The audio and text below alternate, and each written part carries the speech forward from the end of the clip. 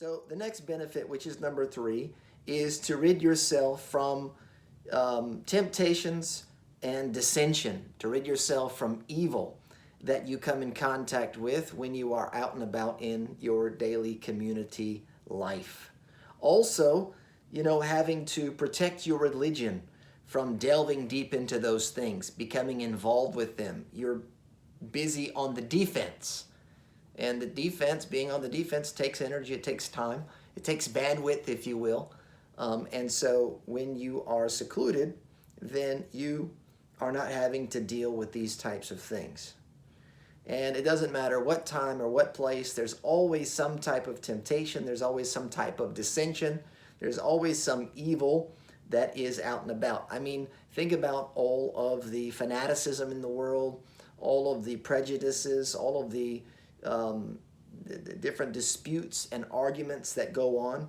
And so the person that has pulled away from that setting, then they are safe from those types of things. The Prophet ﷺ, this was reported by Ibn Umar radiallahu anhuma, the Prophet ﷺ mentioned the al-fitan, which we roughly translate as tribulation or temptations, al-fitan. And he described the fitan. Basically, he says that when you see people where they have their issues and their life has become very convoluted. It's all mixed up together. Everything, it's a mess. When you see people a mess, let's put it like that. When you see people a mess and they're no longer trustworthy, or their trustworthiness is diminished a great deal, like an amana. Okay, when you have been entrusted with something, it's an amana. You have been entrusted, and when that begins to diminish and die out, where people just can't be trusted, this is fitan. And he says, and when the people are like this, وَشَبَّكَ بَيْنَ أَصَابِعِ, he brought his hands and clasped them together like this, basically meaning that they are تختلاط. They're all together.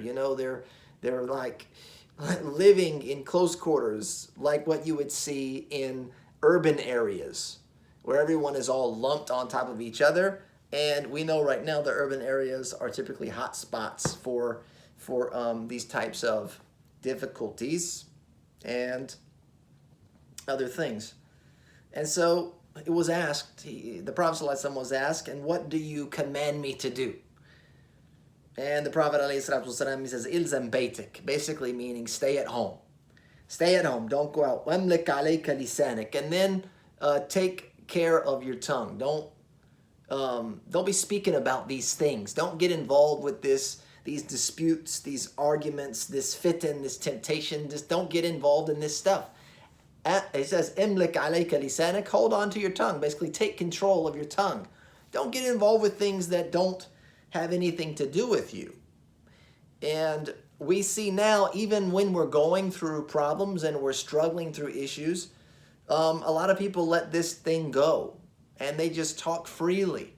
And it creates argumentation. It creates panic. It creates a false sense of fear sometimes. It also creates a false sense of hope sometimes, where people either are taking things too far on one end or the other, because they are speaking about things that they have no right to speak about, whether that's worldly things, whether that's religious things, whether that's just things in general. You got to be careful with the tongue. I mean, the thing's no joke. I mean, the tongue is, if it's let loose, it's sharper than a razor. It's tough. And it's something that never tires. We just talk and talk and talk. So we have to be very careful. So the Prophet ﷺ basically saying, take control of that. He says, do what is right, what you know to be right, and stay away from what you know to be wrong. So basically, like, you need to fix up. Religiously fix up, spiritually fix up in these hard times. You need to fix up, and that's what this whole thing is about, reflecting on our current situation, the dire situation that we're in, and going, look, we need to fix up here in many different ways. And then the Prophet ﷺ, he says, and then take to commanding yourself. He says here, وعليك بأمر الخاصة. أمر الخاصة. الأمر بالمعروف والنهي عن المنكر. Basically, enjoining the good and forbidding the evil. Now what you're going to do is you're going to start enjoining the good on yourself. بالخاصة. That's you specifically, and of course whoever is within your own charge, your close family, your intimate family members, your friends, maybe that are just within your social circle, if you even maintain that during the uzla. Obviously, if you are totally secluded for spiritual purposes and you're without anybody, then you're going to just be focused on yourself. And then he says wada' amr al-amma, which basically means to forget about other people. Forget about what they're doing. You're not in the position where you're now living a life of fellowship and community where you have to enjoin the good and forbid the evil of other people. So you have to focus on yourself. This particular point here about the trials and tribulations and the difficulties and all these things, there are numerous ahadith that have been mentioned about this, and the Prophet's advice was always to go away. It was always to flee. It was always to seclude. It was always to, kind of like withdraw from the trouble so that you don't get involved with it. And when you get involved with it, what happens? You exacerbate the situation. It just gets worse. When you throw yourself into it, and you make it worse. Most of the time, more likely and more often than not, you're not going to be helping or relieving. You're going to make it worse. And if you don't make it worse, you're going to be subject to that evil. And so there is several hadith. One, I'm just going to, narrate the hadith by way of its meaning, and that the Prophet ﷺ, he said, there will basically come a time when you should be single. You should not be married. And they said, well, what are you talking about? You ordered us to get married. You basically enjoined marriage upon us, and we know how important that is. He says, however, during this time is when people they will be seeking their livelihood through impermissible means. Okay, and it's almost like, look, that's just where they're at, because that's all they feel like they have. They've resulted to earning a wage with haram. And he said, the Prophet ﷺ, I'm kind of just giving you the meaning, that you will be destroyed by your spouse. If it's not your spouse, it will be your children. If it's not your children, it will be your parents. If it's not your parents, it will be your neighbors. And the companions were like, how is this possible that these people so close to you will destroy you? And basically the response was, they will want from you what you cannot give them, halal.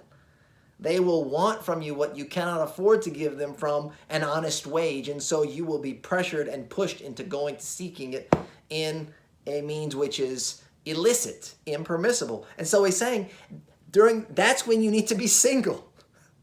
That's when you need to be single. And so when you look at the works of, if you return back to Imam al-Ghazali, and you look at it's much more expansive, obviously, than this summarization, but when you look at that and the explanatory works of that, Ihya Ulumuddin, you find that the scholars that were analyzing these texts and looking at the circumstances of the early pious generations from the Tabi'een, those that follow the companions and after them, the people that during the Imam Ghazali's time and afterwards, they're like, look, it's not our time. It's not our time where you need to be single. He said, that's come and gone. He said, that time's come and gone. Even during this era of the authors of these books, this is like hundreds and hundreds of years ago, they're like, look, this time is past. This has happened before. They're the time of the early Tabi'een, etc., where they're like, look, this is where you need to be single, because this has become widespread, this problem where, it's become so difficult and the temptations have become overwhelming. So when you are secluded, when you're spiritually secluded, you don't have to succumb to those temptations. You don't have to be subject to the pressures that are put on you often by those around you and your own self. And that is coming up here shortly, how that can impact you. The next benefit, number 4, is basically removing yourself from being subject to people's evil. They can harm you by backbiting, slandering, having an evil opinion or a negative, an evil assumption of you. Sometimes people can form these evil assumptions of others, especially when they live around sinful people. there's nothing more damaging to a person's attitude and perception of others than being surrounded by sinners. Because they get so accustomed to that's what people do, they will project that expectation onto the righteous. And it will be hard for a person of good character to get past those evil assumption of others. Because look, all I'm used to is people cheating me. All I'm used to is people backbiting me. All I'm used to people is being underhanded and undermining me, and etc. And so when I see somebody that appears to be righteous and of good character, I'm not going to believe it until I see it. You know, the good assumptions have been lost when you are around a great deal of evil all the time. And so here is obviously a benefit of being able to get away from that. He also mentions here, you know, the greed of others, or the false desires of others for you, or they're trying to suggest things to you, making suggestions that are like near impossible to achieve. I'm looking out for you. You should X, Y, and Z. And then they send you off on this pathway to do something which is maybe not in your best interest, or it's impossible to obtain. They also may, get this, this is something else here. This is not mentioned here in this text, but I picked this up from Ihya, because I found this to be quite profound. Is they may see something from you, what you do, or they may hear something that you say that they can't understand. It just won't penetrate their mind for some reason. They'll see you do something, or they'll hear you say something, and then they can't comprehend it. They can't understand it. They can't give it the context that's needed, you know, to put it in its proper perspective. And instead of just letting it go and walking away from it, just like, oh, well, whatever, they'll hold on to that and they'll store that away. And they'll keep that until an opportunity presents itself, and then they'll bring it out with evil intents. They'll use it against you. And this is something that has afflicted many communities in the Muslim, you know, circles, if you will, where they're almost like hunting for these little things that they can take and then use against you in some form or fashion down the road. Take it out of context. They don't understand it. They can't quite grasp the nature of what's going on, what you're saying. And we're not talking about, like, you know, necessarily have to be impermissible. It's just something that doesn't appear at face value for what it actually is.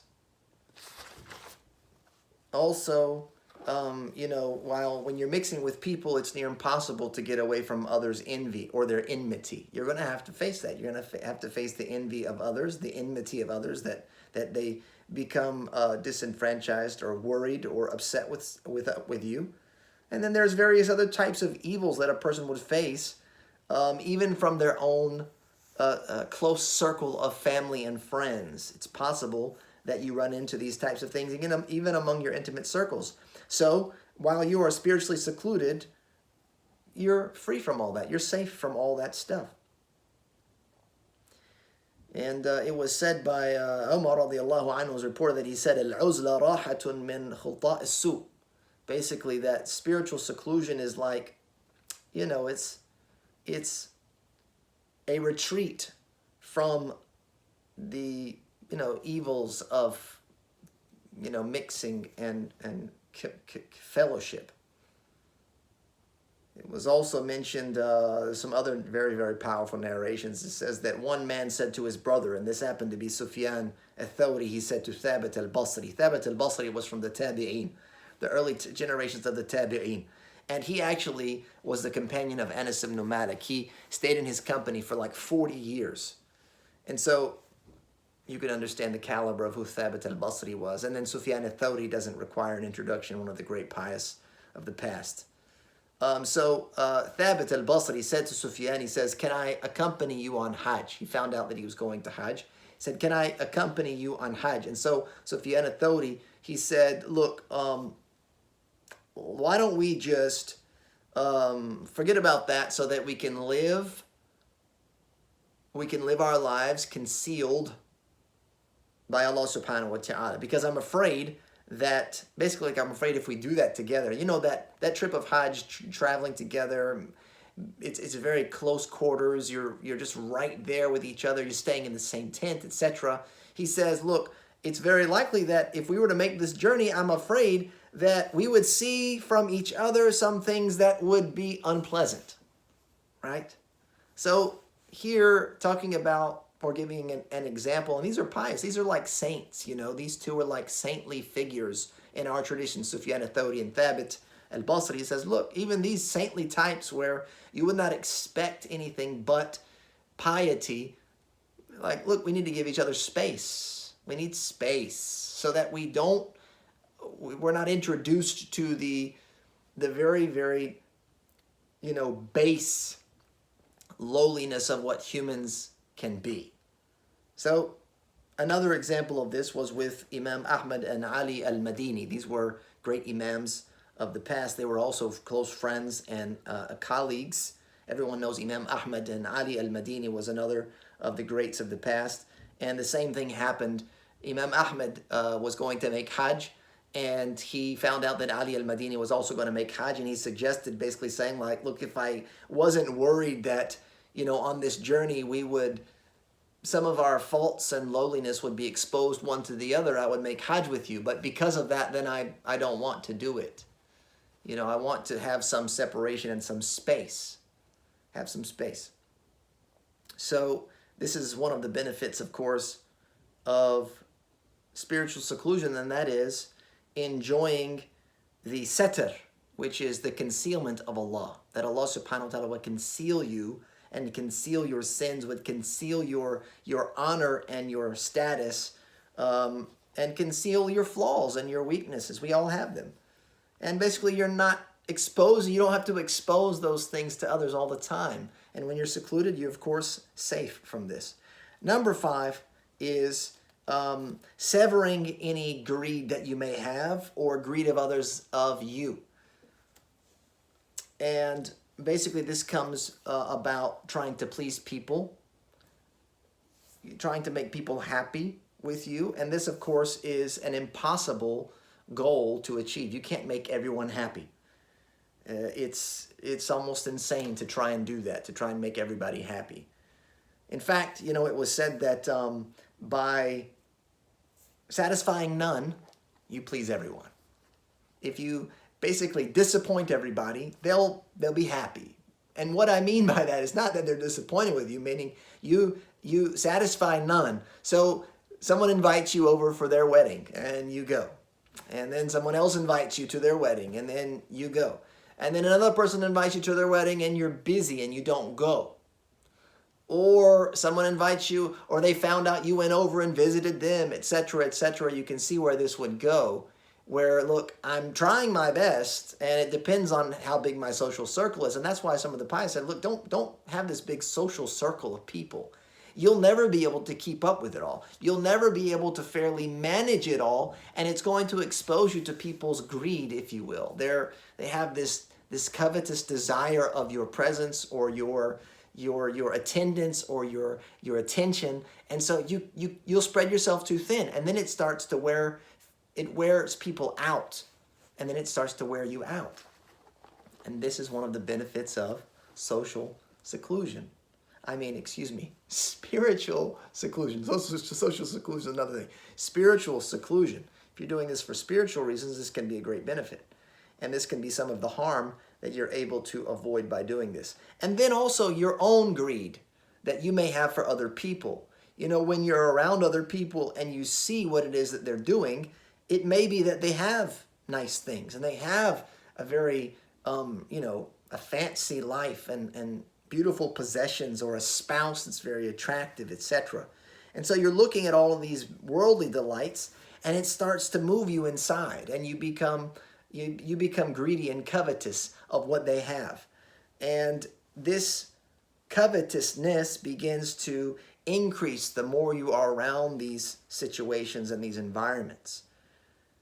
And basically, it will lead to harm. It will lead to harm when you begin to covet the things that you are seeing. And so, when you are secluded from other people's the delights of other people, the delights of the worldly delights of other people. When you're away from all that, it doesn't get into your heart, and so you don't become greedy or covetous of those things that they have. And the Prophet ﷺ advised this very thing in terms of what it is that we set our sights on. He says, "Unzuru ila ma dunakum, ila man dunakum." He says, look at those that are below you. وَلَا تَنْظُرُوا إِلَى مَنْ فَوْقَكُمْ. And don't look at those that are above you. And he's talking about the world, the worldly pursuits and delights. Don't look at those that have more than you and that possess more and that are, loftier in their status or in their position. Or don't look at those people, because you're going to be jealous, number one, and number two, you're going to be unappreciative of what you have. And he says, فَإِنَّهُ أَجْدَرُ أَلَّا تَزْدَرُوا نِعْمَةَ اللَّهِ عَلَيْكُمْ. Basically, if you do this, this is better to protect, the ni'mah that Allah subhanahu wa ta'ala has given you, and that is by being grateful for whatever it is that you possess. And so this is one of the benefits that you can find in spiritual seclusion. That's number 5. Number 6, and this is the last benefit before we start looking at some of the pitfalls of spiritual seclusion. That's right. It would appear, as I mentioned earlier, that the imams, many of them, the pious of them, in the latter times after the Prophet ﷺ, because it seems to me that they have contextualized spiritual seclusion. It can't be a broad stroke, if you will, as to what the ruling of it is. Is it better or is it lesser? The imams are contextualizing this based on the time and place. So during the time of the Prophet ﷺ, the Prophet ﷺ, he was very social. He had to be to deliver the message. But his time was very different. And even the people that were his enemies, they had, what they had in terms of, bad quality, but they also had a lot of good qualities that were still there. And so, here we are trying to see what's preferable for us. And it would look like that the imams are saying, look, go for this spiritual seclusion, though there are some downfalls, and we'll certainly be fair and look at those as well. This is number 6, the last one.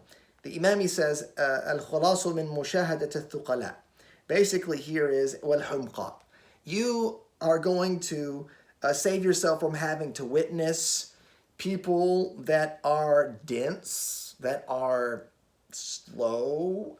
I don't know what the right language here is to use, but people that are, humqa means like idiots, idiocy. You don't have to witness that. You don't have to witness the temperament, the poor temperament of people sometimes. Sometimes people have a very bad temperament. They have poor manners, and you can be harmed by that. You can be harmed by this type of person. You'll be backbitten by these types of people. You will be cursed by these types of people. And there's a lot of religious repercussions for this, that you go through such harm and hardship. This can really weigh on you heavily, and it can damage your spirit. And so while you are in spiritual seclusion, you're safe from this type of thing. You're safe from these types of people. And of course, you're also preventing people from having to deal with whatever negatives that you have as well. And that should be really the initial intent behind spiritual seclusion is, look, I'm just trying to keep others safe from my poor qualities. And then, of course, I'm going to be safe from theirs and from all of the trials and the temptations that come with a very busy and robust community life.